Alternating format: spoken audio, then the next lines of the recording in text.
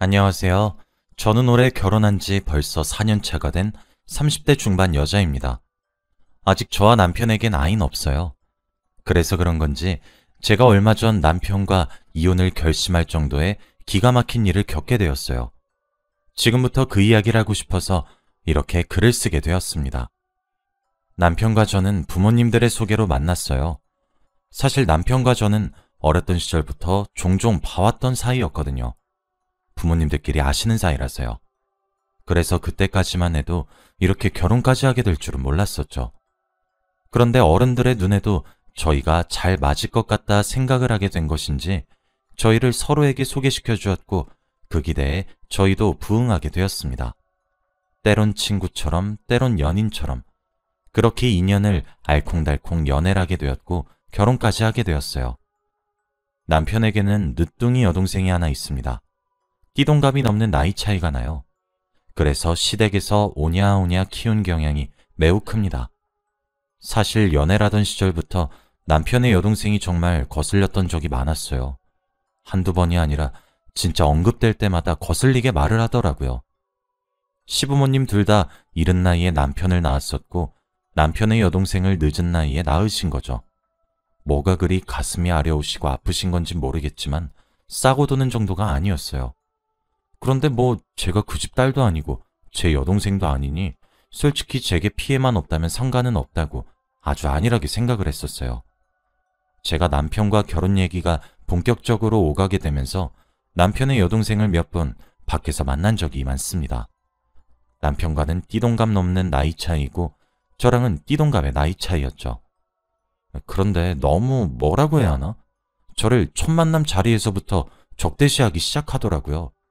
남편 뒤에 자꾸 숨고 그러기도 하고 제가 연애할 당시에는 남편의 여동생이 고등학생이었는데 그 나이대의 학생이 할 법한 행동은 솔직히 아니지 않나요?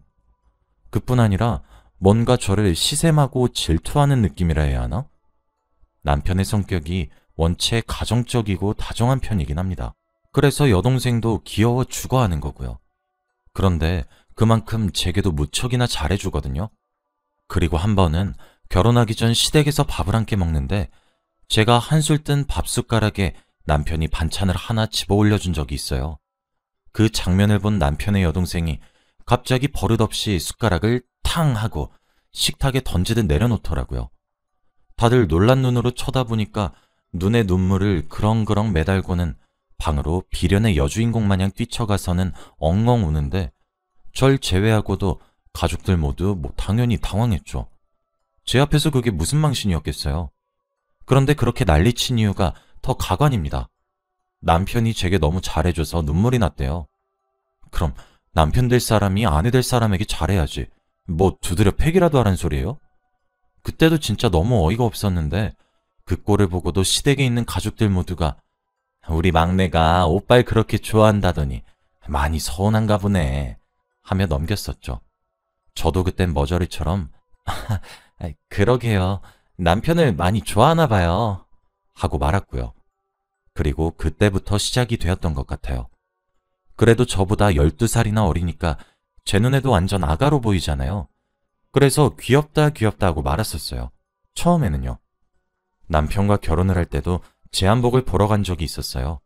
시어머니랑 저희 어머니랑 셋이서 가려고 했었는데 시어머니가 남편의 여동생을 데려왔더라고요. 여기 계신 여러분들도 다들 아시다시피 보통 세신분들이 하는 한복들의 색이 되게 정해져 있잖아요. 연분홍 치마에 연보라 저고리라던가 그런 식으로 말이에요. 제가 그렇게 세트로 입고 나왔는데 뭔가 그때부터 남편의 여동생 입이 오리 주둥아리처럼 쭉 튀어나와 있었어요. 그때부터 불안불안하다 싶었습니다. 그렇게 세트로 셀렉하고 넷이서 밥을 먹으러 갔는데도 먹는 둥 마는 둥 하는 것도 진짜 속이 터졌는데 아니나 다를까 제 기후가 맞았는지 며칠 뒤 시어머니께서 연락이 오셨습니다. 그렇게 한복을 선택하고 집에 가는 길부터 남편의 여동생이 몇 날 며칠이고 식음을 전폐하면서 눈물을 흘렸답니다. 하나뿐인 오빠 결혼식 날에 자기도 한복 입고 싶다고 하면서요. 그래서 시어머니가 입으라고 당연히 네가 동생인데 입어야 하지 않겠냐고 살살 달랬는데 제가 고른 새 신부 한복이 아니면 안 된다고 했답니다. 처음엔 당연히 시어머니도 시아버지도 안 된다고 남편의 여동생을 설득했다고 했어요. 그날은 너의 오빠와 너의 새언니가 될 사람이 주인공이다. 다른 색을 입자고 아무리 설득을 해도 그 옷이 아니면 안 된다고 아주 패악질하듯 땡깡을 피우며 때를 썼답니다. 그런데 몇 날 며칠 늦둥이 딸내미가 밥도 거르면서 울고 그러니까 저희 집에 아주 죄송스러워하면서 양해를 구하셨어요. 아, 제가 그때 진짜 결혼을 엎었어야 했는데. 시어머니랑 시아버지가 정말 죄송하다고 하시면서 한복을 양보해준 대신 저희 집 대출금 일부도 갚아주시겠다고 하시더라고요. 저희 친정에서도 좋은 게 좋은 거라고 결혼 전에 분란 만들어서 좋을 것 하나 없다고 공짜로 뺏어가는 것도 아니고 시댁에서도 미안하다고 충분히 표현하는 것 같다고 하면서 저를 달랬고 그렇게 양보했습니다. 지금 생각해보면 이때 저주질 말았어야 했던 것 같아요. 결국 저는 제가 고른 한복을 양보했어요. 아마 제 결혼식에 오신 분들은 다들 신부가 2명인 줄 알았을 겁니다. 어찌되었든 결혼 이후에는 그래도 남편이 시댁에서 지내는 것이 아니라 저와 함께 신혼집에서 살게 될 테니까 명절이나 집안의 행세를 제외하고 남편의 여동생이 저희 부부의 일상에 침투하게 되진 않을 거라고 위안을 하며 결혼식을 끝냈었어요. 그런데 오산도 그런 오산이 없었습니다. 결혼하고 나서도 계속 저희 신혼집을 무슨 자기 아지트처럼 들락날락거리기 시작했거든요. 그런데 사실 저보다 1~2살 어린 것도 아니라 띠동갑이 차이가 나잖아요. 그때까진 저도 조금 얄미운 편이긴 하지만 사랑을 많이 받고 자란 막내딸이라고만 여겼습니다. 그러던 어느 날이었어요. 제 명품 가방이 몇 개 없어졌더라고요. 사실 명품이란 것이 제게는 좀 성공한 사람들만 할 수 있는 것, 이런 식으로 제게 거리가 멀다고 평생을 느끼며 살아와서 그런지 딱 2개 가지고 있었습니다. 하나는 제가 성인이 되면서 부모님이 사주신 가방이고 또 다른 하나는 남편이 결혼 프로포즈를 하면서 사준 가방이에요. 저에게 2 가방 모두 정말 뜻깊은 가방이라서 정말 애지중지하는 가방이죠. 그래서 평소에 잘 매지도 않습니다. 보관도 천가방에 따로 넣어서 보관할 정도죠. 하루는 일요일에 제 지인의 결혼식이 있어서 남편이 사준 가방을 매려고 옷장에서 꺼냈습니다. 그리고 결혼식을 다녀왔어요. 그런데 가방에 붙어있는 브랜드 로고가 툭 하며 떨어진 것이 아니겠어요? 그래서 어떻게 이럴 수가 있나 싶어서 다음 날인 월요일에 AS 센터에 방문을 했어요. 수선을 하기 위해서 말이에요. 제가 연차도 많이 남았었거든요. 사실 유급 연차들은 잘 사용하지 않지만 무급 연차들은 안 쓰기도 아까워서 그냥 무급 연차를 사용했어요. 가방을 들고 갔더니 세상에, 그쪽에서 가방이 가품이라고 얘기를 하는 겁니다. 그런데 정말 그럴 수가 없거든요. 왜냐면 남편이 제가 프로포즈를 받아들이고 며칠 뒤에 저를 직접 백화점에 데려가서 제가 그날 고르고 당일에 바로 샀던 가방이라 절대 가품이 될 수 없었어요. 제가 백화점에서 직접 구매를 했으니까요. 그런데 그때 본능적으로 남편 여동생의 범행이란 생각이 머리에 번뜩 들기 시작했어요. 진짜 너무 화가 나는 겁니다. 그 가방은 값비싼 명품 가방임을 떠나서 남편이 프로포즈 선물로 제게 준 뜻깊은 가방인데 그걸 훔쳐간 것도 모자라 제가 알 수도 없게 가품으로 바꿔치기를 해놓다니. 그런데 정말 이렇게 흥분한 상태로 남편의 여동생을 만나러 갔다간 진짜 무슨 사단이든 날 것 같더라고요. 그래서 그냥 집으로 가서 남편과 먼저 상의를 해야겠다고 생각을 했습니다. 그렇게 다른 날과는 다르게 집으로 오전 11시에 귀가했어요. 그런데 저희 집 현관문이 조금 덜 닫혀 있더라고요. 저는 그걸 보면서 아이고, 네가 아무리 가방에 홀라당 정신을 빼앗겨도 그렇지. 너 오늘 연차 아니었으면 어쩔랬냐? 문단속은 하고 다니자 하면서 스스로를 탓하고 있었어요. 그렇게 현관문을 스르륵 여는데 현관문에 낯선 신발이 2켤레 있더군요. 하나는 여자 신발이고 하나는 남자 신발이었죠. 저는 제가 문단속을 하지 않아서 집에 도둑이 들었을 거란 생각이 들었고 바로 조용히 뒤돌아 나와 아파트 비상구에 숨어서 몰래 112에 전화를 걸었습니다. 5분 만에 경찰이 도착했고 경찰을 대동해 저는 집 안으로 들어갔습니다. 그렇게 조용히 살금살금 숨을 죽이고 집을 샅샅이 살피는데 침실 안에서 이상한 소리가 나기 시작했어요. 좀 망측한 소리들 말이에요. 경찰관님들이 저를 보호하며 부부 침실 문을 열어젖혔는데 진짜 그곳에는 남편의 여동생이 온몸이 문신으로 뒤덮인 건장한 남정네 한 사람과 저희 부부의 침대 위에서 함께 있더군요. 진짜 제가 그 꼴을 보고도 믿기지가 않았습니다. 그리고 제 분노는 폭발했고 그 장면을 저는 동영상으로 담았어요. 그런데 더 가관인 것은 자신의 몸을 봤다며 비명이란 비명은 다 지르고 저와 함께 들이닥친 경찰관님들을 성추행죄로 고소하겠다 발악을 하는 게 아니겠어요? 저도 황당한데 경찰관님들은 얼마나 황당하고 당혹스러웠겠습니까? 다행히 그중 한 경찰관님께서 여자 경찰분이셨기에 나서서 수습을 하기 시작했죠. 저는 남편의 여동생에게 오히려 따져 물었어요. 언제부터 우리의 신혼집을 이딴 식으로 썼냐면서 말이에요. 그랬더니 제가 시댁에다 일러 바치진 못할 것이라고 생각을 했기 때문인지 뭔지 아주 무대뽀로 나오기 시작했죠. 큰 소리를 탕탕 치면서 말이에요. 저는 일단 두 사람을 무단 침입으로 경찰에 신고를 넣었습니다. 제가 그렇게까지 할 줄 몰랐던 건지 두 눈을 동그랗게 뜨더군요. 경찰관님들도 헛웃음을 치시며 두 사람을 경찰서로 데려갔어요. 당연히 시댁과 남편에게 경찰 측에서 전화가 갔습니다. 남편은 회사에서 일을 하다 말고 부랴부랴 경찰로 달려왔더라고요. 경찰에 실려온 남편의 여동생이 웬 불량배 같은 남자와 함께 잡혀왔다는 거에서 시댁 어른들과 남편이 1차로 놀랐고 신고한 사람이 저런 사실에 2차로 놀랐죠. 남편의 여동생은 그제서야 제 눈치를 살살 보고 있었습니다. 근데 사실 저도 남편의 여동생이 저한테 미안하다고 싹싹 빌었으면 당연히 신고는 취소했을 것이고 저희 두 사람 사이의 일로 넘어갔을지도 몰라요. 그런데 저뿐 아니라 다른 경찰관님들도 목격한 상태에서 자기 때문에 경찰서에 찾아온 가족들에게 제가 누명을 씌웠다고 울음을 터뜨리며 세상이 떠나가라 통곡을 하는 겁니다. 진짜 어이가 없었죠. 일단은 시부모님이 사인을 해서 남편의 여동생을 데려가기로 했어요. 제가 신고한 것은 취소하지 않겠다고 했거든요. 그렇게 남편의 여동생을 데리고 나와서 시댁에 가서 함께 이야기를 하게 되었습니다. 시댁에 도착해 거실에 둘러앉았고 저는 제게 일어났던 일들을 말했어요.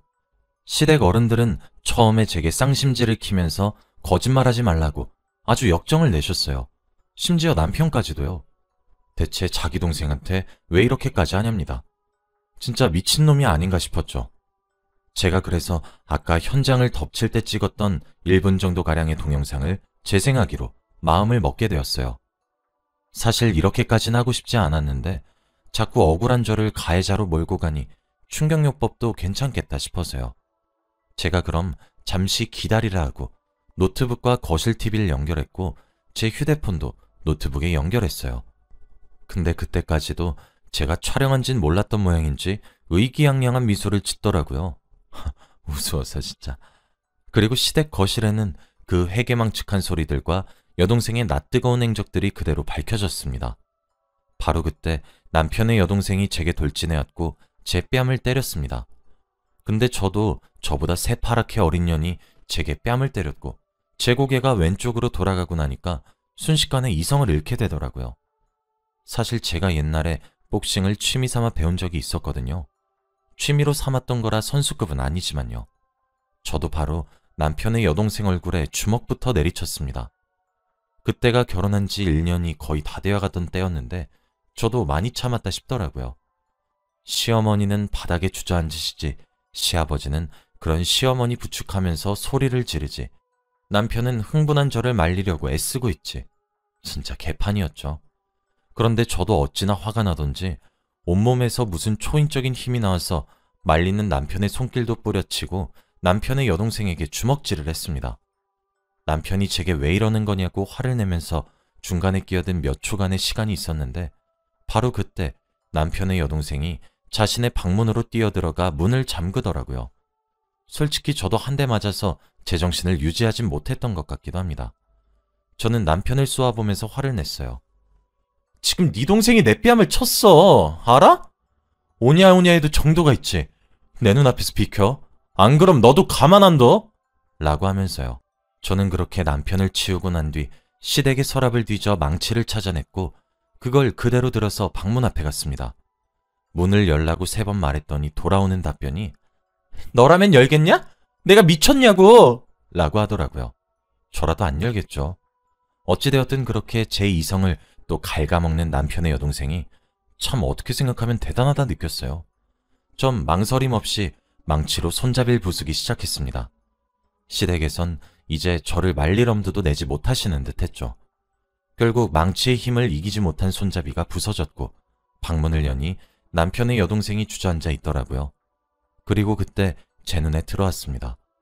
책상 의자에 고이 걸린 제가 가품인 가방과 바꿔치기 당한 제 진짜 가방을 말이에요. 그 이후부터는 메타작 이어졌죠. 30분 정도 지나니 저도 집을 나갔던 이성이 돌아오게 되더라고요. 그리고 남편의 여동생 꼬라지도 말이 아니게 되고요. 저는 남편에게 이혼하자고 했습니다. 네 금쪽 같은 여동생용 깽값 필요하면 청구해. 그게 얼마 되었든 그냥 줄게. 근데 우린 이혼하자. 진짜 두 번 다시 너랑 엮이고 싶지도 않아. 알았어?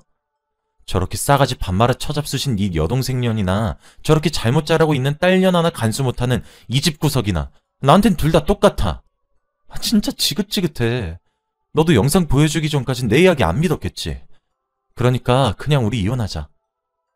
그 이후로는 저도 친정에다가 모든 것을 말했고 집안 싸움으로까지 번지게 되었습니다. 저희 어머니가 그러셨어요.